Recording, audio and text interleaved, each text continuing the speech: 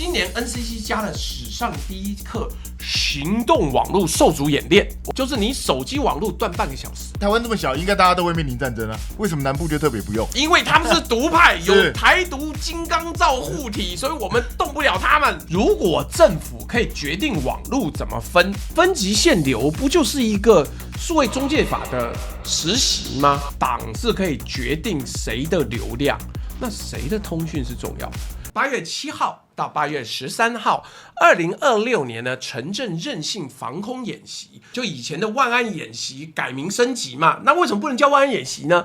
因為每一次演習都想到蔣萬安，黨覺得不要再幫他打廣告，就算要打，也要改成博洋演習。但是博洋演習呢，因為人不在台灣，所以沒辦法講。但是等等。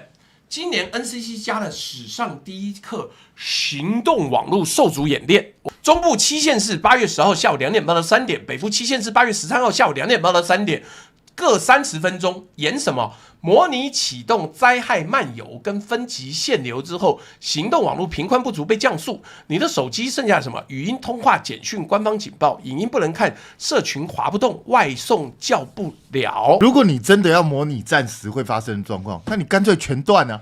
哎，斷水斷電哦，各位不要只斷網絡，水電全部都沒有啊，然後所有的通訊全部不通啊，那才是真實會發生的狀況啊！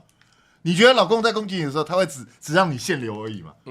不可能嘛！不是，老公還說等等，我不要斷你水，我不要斷你電，我要讓你的那個行動是網絡，就是你手機網絡斷半個小時，請大家習慣這個模式。我們只要習慣了，我們以後對解放軍的任何威脅，我們就不會害怕。而且解放軍還很好心哦，就我還讓你可以繼續打手機，還可以發簡訊。哎，對啊，我都不知道你模擬這幹嘛。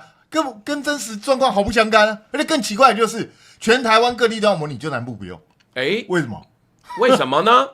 我想不通啊！斌哥，他自己有沒有提一個說法？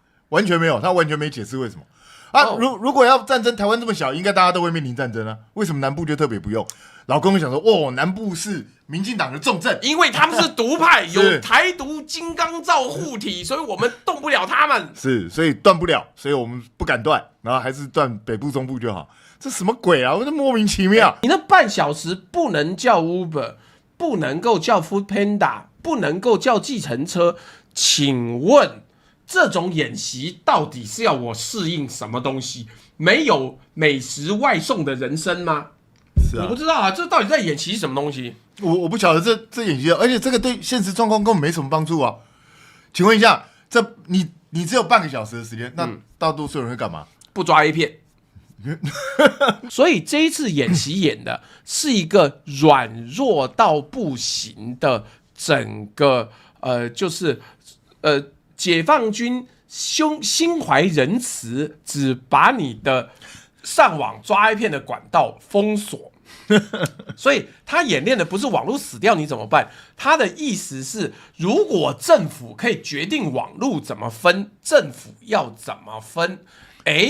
分級限流這個聽起來有一種熟悉的感覺，以前是不是要推一個什麼什麼法律被大家給推回去了？但是數位中介服務法，對啊，那現在是不是一個這個神秘的中介服務法演練呢？所以分級限流不就是一個數位中介法的實習嗎？就是讓你各位知道，黨是可以決定誰的流量，那誰的通訊重要。我們用那個萬事通事務所的習慣，我們就懷疑任何人。當政府說要重要通訊維持正常的時候，那誰的通訊是重要的？只要分級就有順位表，順位表就有人在最後一級。那請問立法委員是在前面還是後面？警察是在前面還是後面？然後政府官員潘孟安吶、卓榮泰啦是在前面還是後面？法源是什麼？而且在這個半小時之內，如果有任何人的權益，或是送醫，或者是他要用 LINE 求助，叫大家來救他，因此而受到影響的時候，這個東西是誰核定的？他可不可以跟政府求償？那我們這樣講 ，NCC 還沒公告，要到7月22號才正式公告。那你覺得這個問題誰會回答？我覺得沒有人會回答這個問題。所以這個都會造成很多經濟上的損失，甚至人命上的損失都有可能。